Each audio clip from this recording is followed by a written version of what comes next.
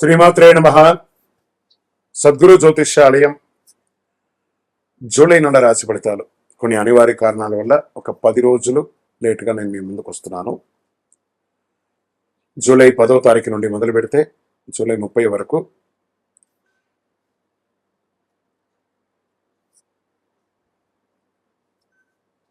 గ్రహాలన్నీ కూడా ఎలాంటి ఫలితాలు ఇవ్వబోతున్నాయి, ఈ 20 రోజుల్లో ఉద్యోగ, వ్యాపార, వ్యవహార, కుటుంబ అన్ని కూడా గోచార ప్రకారంగా ఎలా ఉన్నాయని చెప్పి మేము ముందుకు రాబోతున్నాను. జ్యోతిష్యం అంటే అందరికీ ఒక ఉత్సాహం. ఈ నెల నాకు ఎలా ఉండబోతుంది అనేది. చాలా మంది గురుగారు ఈ నెల మీరు నాకు అందుబాటులో లేదు అనడం కొన్ని అనివార్య కారణాల వల్ల నేను కాస్త ఆలస్యంగా వచ్చాను. మీకు కలిగిన ఇబ్బందికి క్షమించండి. జ్యోతిష్యం పడుతున్న వర్షానికి ఒక గొడుగు మాత్రమే కానీ జ్యోతిష్యం జీవితం కాదు. ఈ యొక్క ఫలితాలన్నీ మీ యొక్క వ్యక్తిగత జాతకానికి ఒక 30% మాత్రమే వర్తిస్తుంది. జ్యోతిశాస్త్రరీత్యా ఆఖరి రాశి అయినటువంటి మీనరాశి మిత్రులారా, 2026 జూలై 10 నుండి జూలై 30 వరకు ఈ 20 రోజులు వైదిక జ్యోతిష ప్రకారం ఎలా ఉండబోతుంది అనే దాన్ని మనం తెలుసుకోబోతున్నాం. ఈ కాలంలో గురు భగవాను అనుగ్రహం విశేషంగా ఉంటుంది. గురువు మీకు ఆత్మవిశ్వాసాన్ని, జ్ఞానాన్ని, ఆధ్యాత్మిక చైతన్యం పెంచుతున్నాడు. శుక్రుడు కుటుంబంలో ఆనందాన్ని, బుధుడు తెలివితేటలకు, కుజుడు కార్యదీక్షకు, శని క్రమశిక్షణ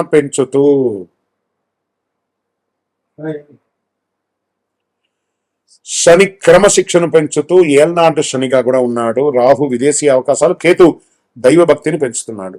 మరి ఎవరితో మొదలు పెడతామంటే ముందు కుటుంబం నుంచి మొదలు పెట్టాలి. కుటుంబం ఆనందంగా ప్రశాంతంగా పెరుగుతుంది. ఇంట్లో శుభకార్యాల చర్చలు మొదలవుతాయి. సంతానానికి సంబంధించి శుభవార్త వినే అవకాశాలు ఎక్కువ ఉంటాయి. దంపతుల మధ్య అన్యోన్యత పెరుగుతుంది. భావోద్వేగాలతో కాకుండా ఓర్పు వ్యవహరిస్తే బంధం మరింత మధురంగా ఉంటుంది కుటుంబంలో. ఇంకా సినిమా కళాకారులకి, టెలివిజన్స్, యూట్యూబ్, సంగీతం వాళ్ళకి, ఆధ్యాత్మిక వీడియో రంగం ఉన్న వారికి, ఆధ్యాత్మికవేత్తలకి, ప్రవచనకర్తలకి మీ ప్రతిభకు గుర్తింపు వచ్చి చాలా గొప్ప స్థితికి వెళ్ళే అవకాశాలు ఉన్నాయి. ఇంకా విదేశాల్లో ఉన్నటువంటి మీనరాశి మిత్రులారా, ఉన్నత విద్య, పరిశోధన, వ్యాపారం, వీసా వ్యవహారాలు, శుభవార్తలు వినే అవకాశాలు ఉన్నాయి. ఇంకా వ్యాపారానికి మొదలు పెట్టుకుంటే దీర్ఘకాలికమైనటువంటి పెట్టుబడులు పెడుతూ ఎన్నో రోజులుగా డెడ్ స్టాక్స్గా ఉన్నాయి చూసారు, అవన్నీ క్లియర్ అయ్యే అవకాశాలు ఉన్నాయి. మీ వ్యాపారం ఇంతింతే వటుడింతే అన్నట్టుగా పెరుగుతుంది. షేర్ మార్కెట్లో దీర్ఘకాలిక పెట్టుబడులు కూడా చాలా పెట్టుబడి పెడతారు. మరి వచ్చినటువంటి ఆర్థికమైనటువంటి దీంట్లో ఎలా ఉంటుందంటే డిజిటల్, ఫార్మా, ట్రావెల్, ఎగుమతి దిగుమతి డిజిటల్లో చాలా బాగా పనిచేస్తారు. కస్టమర్స్ మళ్ళీ రిపీట్ కస్టమర్స్ వచ్చే అవకాశాలు ఉన్నాయి. వచ్చినటువంటి పెట్టుబడిని భూమి మీద పెట్టుబడి పెట్టండి. లాంగ్ టర్మ్లో పెట్టుబడి పెట్టేసి అలా వదిలేసేయండి, చాలా అద్భుతంగా ఉంటుంది. ఇంకా మెటల్స్ మీద కూడా పెట్టుబడి పెట్టండి. ఉద్యోగస్తులకు వచ్చినప్పటికీ పదోన్నతి, జీతం పెంపు లేదా కొత్త బాధ్యతలు లభించే అవకాశం ఉంటుంది. ఒకానొక సమయంలో లే ఆఫ్ అయ్యి ఉంటుంది. ఆ లే ఆఫ్ అయిన వారికి కూడా శుభవార్త, శని భగవానుని కూడా గురు భగవానుడు మెప్పించి మళ్ళీ మీకు ఉద్యోగాలు వచ్చే అవకాశాలు ఎక్కువ చేస్తున్నారు. ప్రభుత్వ రంగంలో ప్రభుత్వ పరీక్షకు సిద్ధమవుతున్న వారికి శుభపడుతూ ఉంటాయి. రాజకీయ రంగంలో వారికి ఒక మంచి అవకాశం రావడం, పదవి పెరగడము, ఏదైనా గొప్ప స్థితికి వెళ్ళే అవకాశాలు రాజకీయ నాయకుల్లో ఉన్నాయి. ప్రైవేట్ ఉద్యోగంలో ఉన్న వారికి IT, health care, pharma, banking, Vidya, multinational company వారికి మంచి అవకాశాలు ఉన్నాయి అని కూడా చెప్పవచ్చు. రియల్ ఎస్టేట్, భూములు, ఇల్లు ఇవన్నీ కూడా కొనుగోలు లేదా అమ్మకానికి ఇది సమయం కాదు. మిశ్రమమైనటువంటి ఫలితాలు ఉన్నాయి. ఎక్కడైనా తక్కువ ధరలో ఉంటే పెట్టుబడి లాగా పెట్టండి. సర్వీస్ సెక్టార్లో ఏమేమి చెప్పాలంటే ఆధ్యాత్మిక సేవలు, హాస్పిటాలిటీ, ఈ యొక్క housekeeping, security services, hospital, education, travels, finance, NGOs వీళ్ళకందరికీ కూడా చాలా మంచి అవకాశాలు దొరుకుతున్నాయి.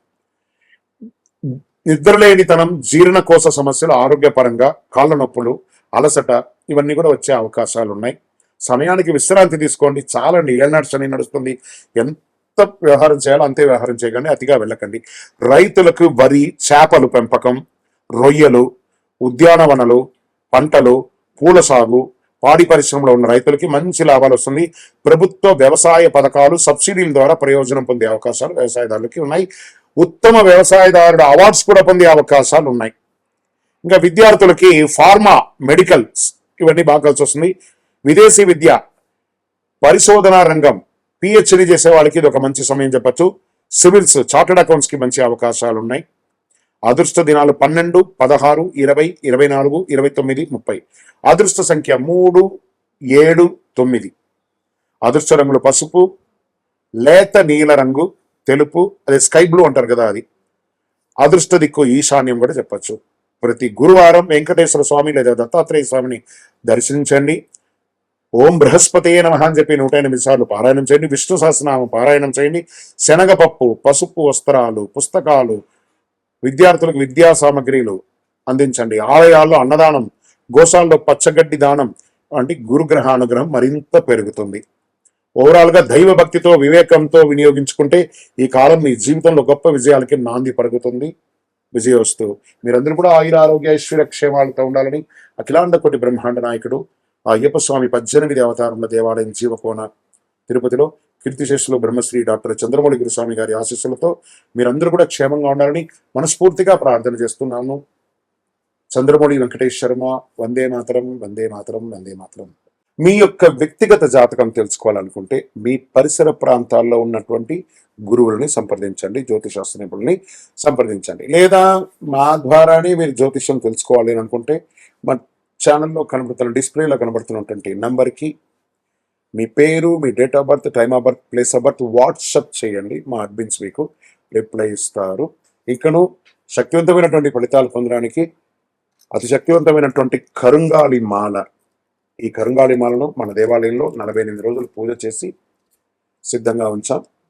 చండీ, సుదర్శన, సుబ్రహ్మణ్య భుజంగం చేసి ఇలాంటి మాల ఉంది రెడీగా. ల్యాబ్ టెస్ట్ చేసి కావలసిన సంప్రదించండి. మాతో మాట్లాడి కన్ఫర్మ్ చేసిన తర్వాతనే మాల తీసుకోండి, కానీ డైరెక్ట్గా తీసుకోండి. ఇక్కడ ఆన్లైన్లో మేము అమ్మట్లేదు. మా సంస్థకు మీరు అప్రోచ్ అయితేనే, వాట్సాప్ ద్వారా ఫోన్ చేస్తేనే మీకు ఇస్తాను. కానీ మీరు బయట ఆన్లైన్ నుంచి తెచ్చుకుంటే మా సంస్థకు ఏ విధమైనటువంటి సంబంధం లేదు. మీరు అందరూ క్షేమంగా ఉండాలని ఆ భగవంతుని ప్రార్థిస్తున్నాను. సర్వే జనాః సుఖినో భవంతు. నువ్వులు ఒక చేతిలో నుంచి ఇంకొకరు తీసుకోవచ్చా అంటే, వ్యాపారస్తులు వాడు తీసుకొచ్చి మీ చేతిలోనే పెడతాడు. తీసుకోవాలి. మీరు అక్కడ పెట్టు, నేను నువ్వులు ముట్టుకోను అని అంటారా? పో అంటాడు. ఈ సెంటిమెంట్స్కి అంతా వెళ్ళకండి. పూజ కార్యక్రమాల్లో, పితృకర్మల్లో వాడే ఒక పవిత్రమైనటువంటి వస్తువు ఏదైనా ఉందంటే నువ్వులే. మన పితృలకు వెళ్ళేది. కాబట్టి ఇలాంటి చెడు సెంటిమెంట్స్కి వెళ్ళకండి. ప్రాక్టికల్గా ఉండండి. మనం ఏ ప్రపంచంలో ఉన్నాం ఆలోచించండి. మీకే నువ్వులు అనేది, మన నువ్వులు ఉండ తినమా? మనం నువ్వులు వంటలో పొడిగా వేసుకోమా? తెల్ల నువ్వులు కానీ నల్ల నువ్వులు కానీ. నువ్వులు చెడు కాదని పితృలకు ఇచ్చే ఒక అద్భుతమైనటువంటి ప్రసాదం, వరప్రసాదం నువ్వులు అంటారు. విజయోస్తు. అన్నదానం చేస్తే ఏమవుతుంది? నహి నహి బహుదానం అన్నదానం సమానం అన్నారు. ఏం చెప్పారు? గజతురగ సహస్రం గోకులం కోటిదానం కనకరచిత పాత్రం మేదిని సాగరాంతం ఉభయ కుల విశుద్ధం కోటి కన్యా ప్రదానం నహి నహి బహుదానం అన్నదానం సమానం అన్నారంటే 1000 ఏనుగులు 1000 గుర్రాలు ఇచ్చినా కూడా ఫలితాలు ఉండదట. కనుక రచిత పాత్రం మేదిని సాగరాంతం వజ్ర వైడూర్య మణిమేద గోమేదకాలు ఆకాశమంత ఎత్తుకి పాతాళమంత లోతుకి పోషించిన గురుగారు మీ చేతిలో ఉన్న ఉంగరం ఇస్తే బాగుంటుంది అనే ఆశ ఉంటుందట.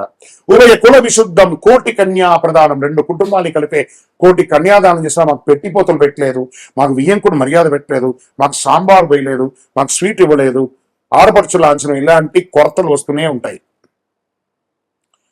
కానీ ఒక్క అన్నదానం చేస్తే, ఆ అన్నదానంలో ఏం చేస్తున్నాడు? భోజనం వాడు చెప్తున్నాడు. భూర్భోత్సవ నెంబర్ గోదేవశ్రీ అమర్దోస్తు ప్రాణాయస్వానాయస్వ వ్యానాయస్వ ఉదానాయస్వ. నేను వైశ్వానర ఆహుతి చేస్తున్నాను. లోపల ఒకడు వైశ్వానుడు ఉంటారట.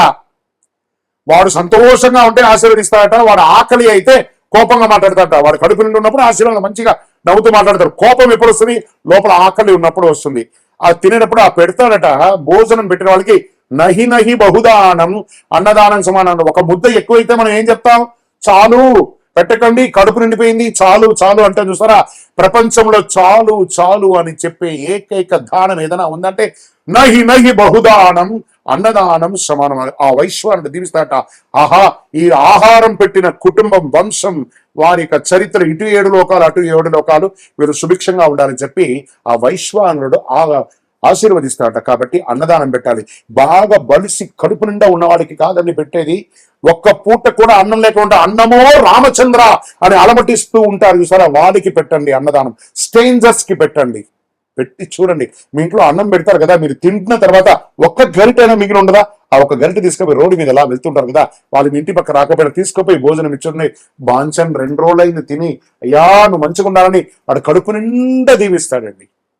అలాంటి అన్నదానం చేసి చూడండి. నెలకు ఒక్కరోజు ఒక్కడికి భోజనం పెట్టండి. అది అలవాటుగా చేసుకోండి. అది 10 రోజులకు ఒకసారి వస్తుంది, తర్వాత అది రోజుగా మారుతుంది. ఒక్కరికి మనం తినేటప్పుడు నాకు ఈ రోజు నా కష్టంతో కడుపు నిండా దేవుంది, ఇవి లేకుండా ఎంతమంది ఉన్నారనే ఒక భావన మీలో వచ్చిందనుకోండి, మీ గురించి భగవంతుడు ఆలోచించడం మొదలు పెడతాడు. అదే అన్నదానంలో ఉన్న గొప్ప సందేశం.